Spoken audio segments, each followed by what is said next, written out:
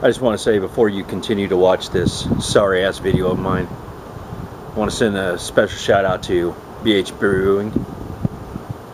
He just shot one of the most funniest creative videos I have seen in a very, very long time.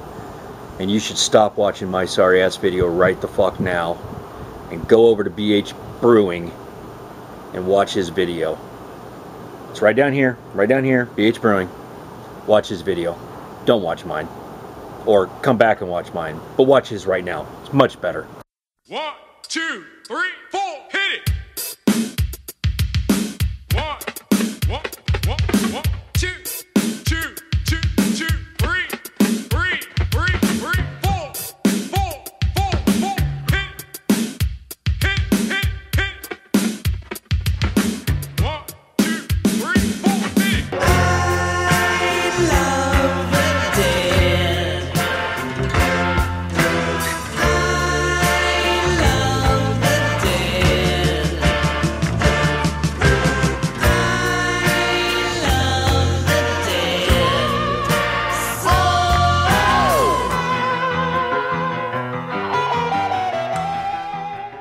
Afternoon. Happy Homebrew Wednesday, everybody.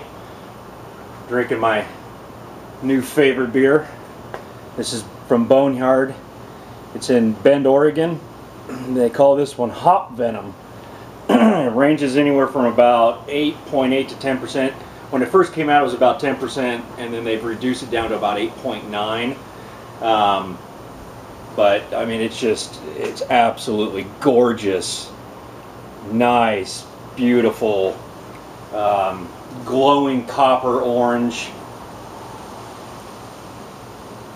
grapefruit, pineapple, peach, mango.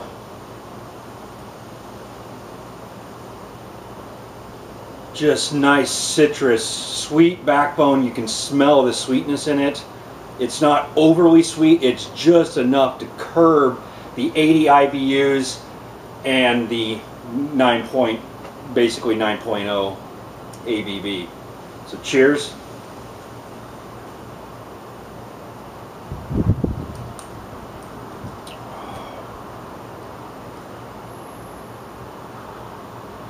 I'm on a mission now to attempt to clone this. Good stuff. So, I have now posted a video in for, I don't know, 5 weeks now. So, here's your home view video. I guess you had a little bit of break from Hockyplr. I'm sure you're happy about that. I just got today. This kind of arrived late. Usually I get this fairly quickly once the brew stores get it. But I just got mine today. If you don't have a subscription to this, it's a pretty good magazine most of the time. I enjoy it. It definitely gives you a lot of knowledge. Another nice thing is they got they do a do-it-yourself section where they build a project oftentimes in here. And this one goes out to all you you bottlers out there, homebrewers that bottle. There's a neat project in here that I would even consider making, even though I don't bottle that often. But basically it's a bottle washer sanitizer, and basically uses a 10-gallon Rubbermaid tub. He's got some PVC in there. It gives you the whole parts and tools you need here. You will need a pump of some sort. You got a March pump laying around, a chugger, worked beautifully for it. But tell you what, I mean, he gets a dozen bottles on this thing and cleans and sterilizes 12 at a time. Wouldn't that cut some of your time down? Very good article in here, lots of pictures, step-by-step guide on how to do it. There's also in this one, Homebrewer's Troubleshooting Guide. Some common mistakes, maybe your fermentation dies on you, or I haven't glanced at it yet, but basically if you got some stuck fermentation doesn't start,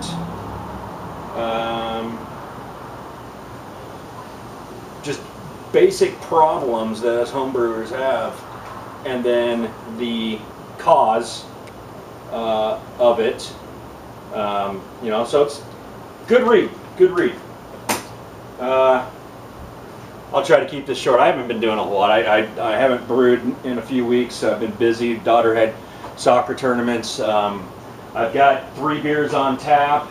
The V-Box is not one of them. I still haven't erased that. I did put another one on there. A new experiment. It's good. It came out a little sweeter than I would have liked. But I'm going to keep it on because those people that aren't hopheads like me will probably love it.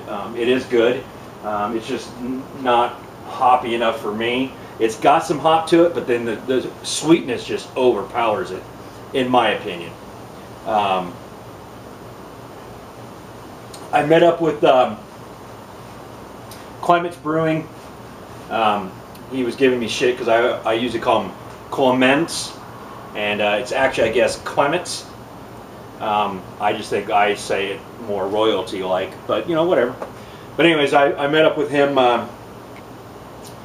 on Sunday night after we talked about it on the podcast, and we went over to a couple brew pubs over in Portland. We had some dinner, and then we ended up at Apex, who has Hop Venom on tap, and so we did that, and then he bought this beer. Have control. So it's Hockyplr, Clements HomeBrew, and we are at Apex again. And he went crazy on us, damn straight. So we're going to do a beer review of Eclipse's 50/50 Grand Cru Copper. It weighs in at a hefty 9.5% ABV. And do you want to discuss? Well, the thing with the Grand Cru, and you're going to have to do some study, but they made multiple versions. The Elijah, the this, blah blah blah blah blah. Some of these have been in whiskey barrels, in brandy barrels, in wine barrels, etc. And this is the Grand Cru Master, where they've taken a blend of all these barrel-aged beers. A good Frankenbrew, if you will. This is gold. As shown by the copper top.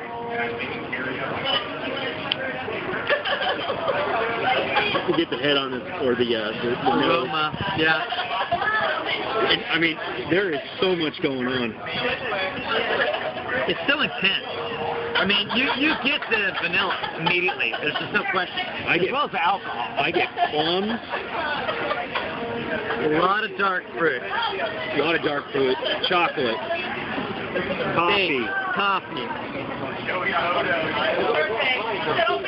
And, oh wow. Various alcohols. Very malty. And we haven't even swirled. I'm just telling you, this is a world of yummy. Good. I'm dying. All right, well, you know, let's do it. We're going for it.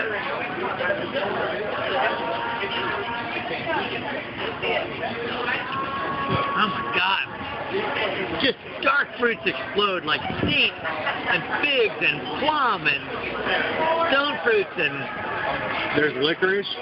Licorice. Chocolate. Coffee. And it is much sweeter than I thought it would be.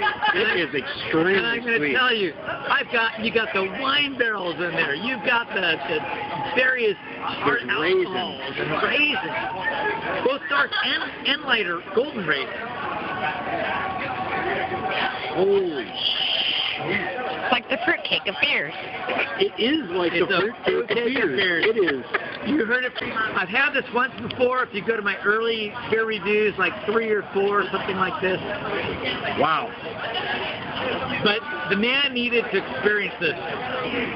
It is a very good beer. This is a beer that I would not be able to do a lot of because it is sweet. It just has so many layers. ABA, I don't think think I've seen you have this. He's had to have had a sample of it. You'd better get a bottle. I want the review. I'm waiting. But I'll tell you what. Number 2 for me. At,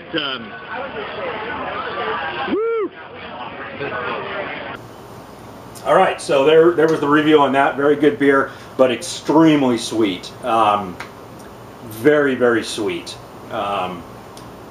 There's no way I could drink a whole bomber of that. It just wouldn't happen. Let's see, anything else new? Purchased some grains here and there. I did finally get a good scale. Well, I got a scale, let's just put it that way. Picked this one up off of Amazon for, I think, 35 bucks. It's called the Ultra Ship. Put that up there, I think you guys can see it. Ultra Ship, Ultra 55. You can see all the stuff on it. But it'll do up to 55 pounds. So the nice thing for me was, now that I'm doing all grain and doing 10-gallon batches, oftentimes my grain bill is 25, 30 pounds. It was a pain in the ass the way I was having to do it, where I'd have a bowl sitting on my old scale that would only go up to 10 pounds, and I don't personally think it's good for that scale, but so I was doing like 2 pounds at a time and then having to transfer it to my bucket. Well, now I just slap the bucket up here, tear it, and go to town. Very nice scale. It does ounces, kilograms, pounds, grams. It's got your on-off. It's got a hold button. It's got a tear button. It plugs in, which is also a nice thing. It will run on batteries as well. And this is another thing I like about it. It comes with some screws. I haven't done it yet because I don't have everything hooked up the way I want. Oh yeah, I got to release it. But the front comes off.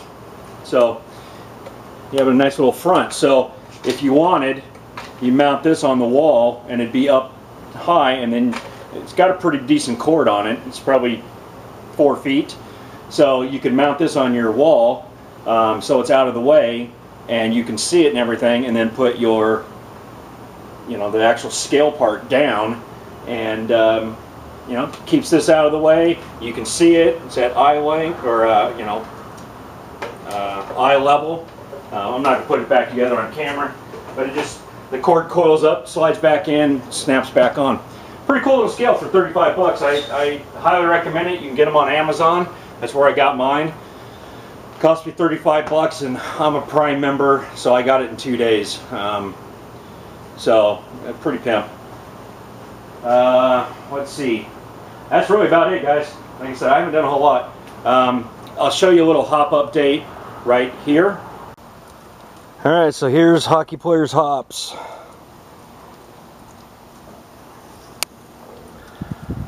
They go up to top of my fence. My fence is in this area. It's about 6'5", 7. It's about 7 feet actually. And then they kind of stopped because I put up some twine, and I ghetto rigged it all the way up to my gutter. They're pretty much, I kind of stunted them because I didn't get this up fast enough, and I think they kind of stopped. And the other fact is, I didn't trim any of my shoots. I'm still working on my pond, but I didn't trim any of my shoots. See, I bet my neighbors are loving me right now. Some of these guys get out here, and I gotta kind of train them a little bit, but most of them actually climbed themselves. But yeah, where's this guy going? Yeah, they like to go through the fence for sure. But I don't have a lot of hops. I mean, most of them are up here. These are, you know, and I got to read up. I need to know when it's time to pick them. I mean, I think these are about ready. I can even see the lupus in there. Some of these are ready, I think. Smells good, but yeah, I don't have a ton. I mean, there's some more down here. I left them in the buckets because this area here that I'm dealing with, I didn't want to put them in the ground, and there's my Willamette. Woo! Go Willamette! Yay! Yeah, it died. Actually, it never fucking grew. But yeah, this whole area I'm gonna prep, and I want to do something different. And I think I'm gonna sculpt like a, I don't know, some kind of a wooden structure for hops next year. And then I'll get these, you know, the Cascade in the ground, and I'll buy something else again next year. But yeah, I'm thinking if I get a ½ ounce dried, I think that's about all the Cascade's going to yield, unfortunately. So, all right, back to have a beer. How's my hops? You can kind of see how, but so yeah, we'll do that. Let's see, podcast. Not a big turnout lately. You know, I get it. The weather's awful nice. But I'm still plugging away. I'm going to do my show again this Saturday. I had a lot of fun last Saturday playing a lot of these cover songs,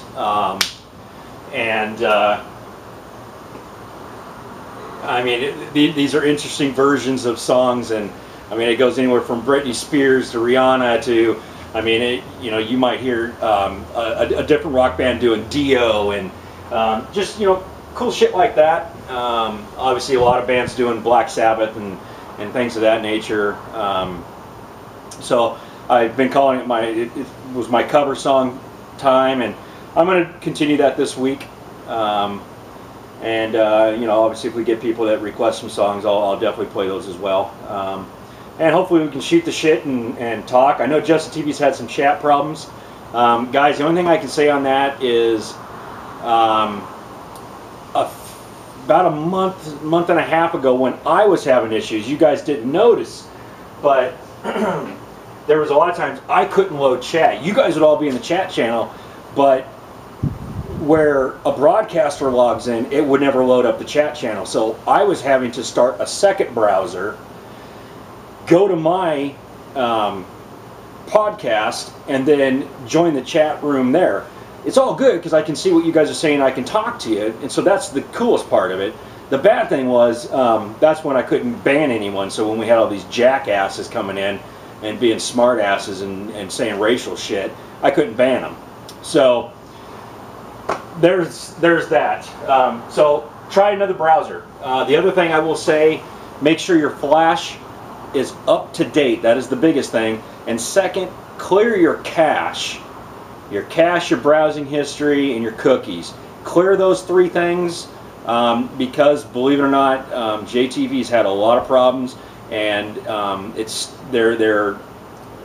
when they're sending that information, it's getting stuck, and you have an open session, and it won't reload a second session. So try clearing those, or try a different browser.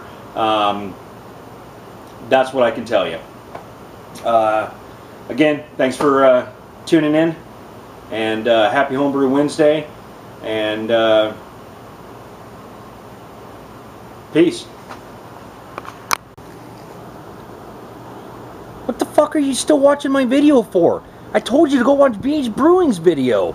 You dumb motherfuckers.